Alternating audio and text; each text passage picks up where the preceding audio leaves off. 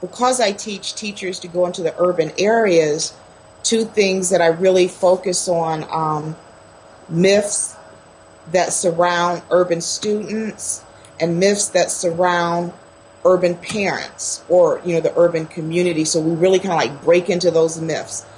Urban parents care. Urban parents are concerned. Urban students are intelligent. Urban students are kids. If they act up in class, it's not because, they're black or Latino. It's because they're kids. And, understanding that, and again, that goes back to if they've already understood their own biases and assumptions that they bring into the classroom, then they can start to rupture those. I approach education in a very emotive way. I try to engage my students with their sort of social space. So taking the text and the knowledge that we garner through reading and discussion and really try to apply it to their lives. Right now I'm teaching a disparities in sexual health course, which is kind of the taste of what you got this summer. And we've been going through power dynamics, such as ableism, racism, classism, and another one, I cannot recall at this moment.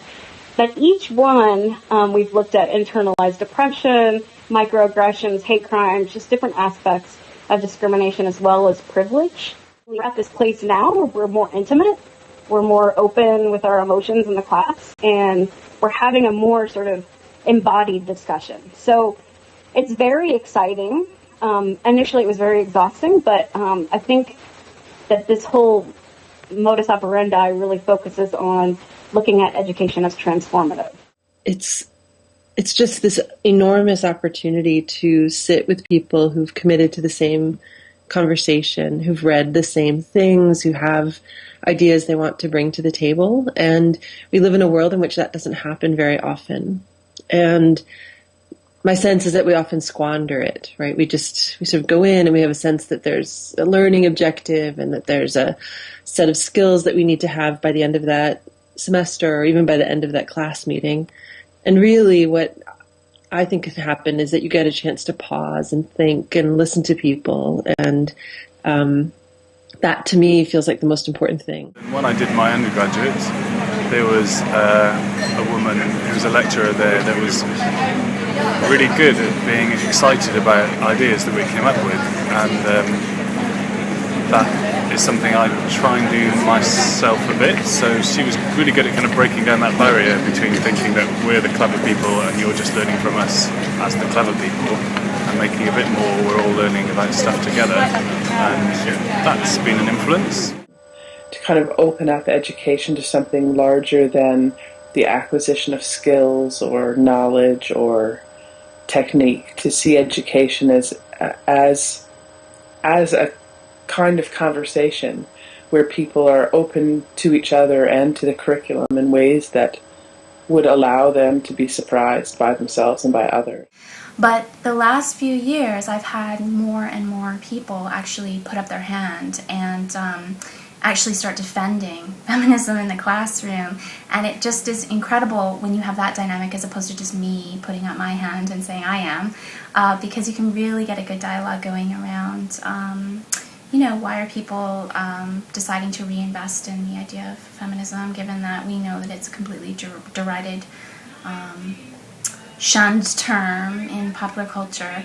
And, we just from there, because that's the very first session, I think it really gets people into dialogue about their political beliefs and about, their value systems and about why they're doing education in the first place.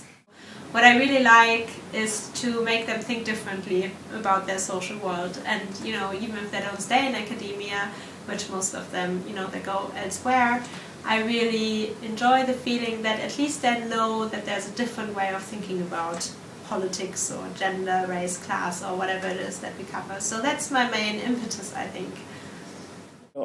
I understand that education is something more than just getting a job, but I also work with students who see education as kind of lifting them out of social contexts of deprivation, and that education has a responsibility to make people's worlds bigger. And yeah, I think that's what we try to do.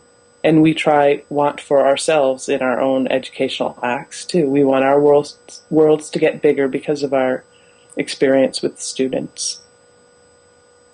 I think that really, when it comes down to the basics of it, I'm really influenced by the idea of consciousness raising, not in some like, oh, we're all sisters, or we're all the same, or we all have to be the same gender or the same whatever in order to learn together, but, you know, learning through and across differences and raising our consciousness about how we work through those power inequalities between people. It excited me about being at university.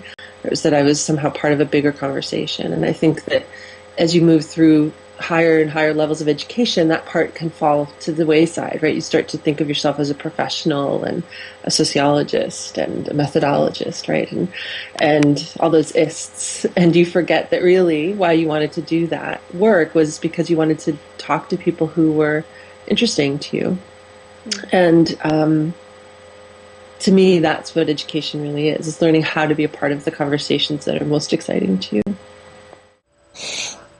It's the vehicle. It should be, and it can be the vehicle that drives students, teachers, the public to say, we can make a change in our society. It doesn't have to be as it is. This is really social justice. I mean, if you had to just have one little blurb, the purpose of education is to breathe social justice and really create social change so people can be liberated. And I think knowledge does that. To radicalize students and to stop them putting up with crap, which is increasingly easy to do in a situation in which they realise that they're being kind of taken for a ride by universities. So, yeah, just to radicalise them, basically. Excellent.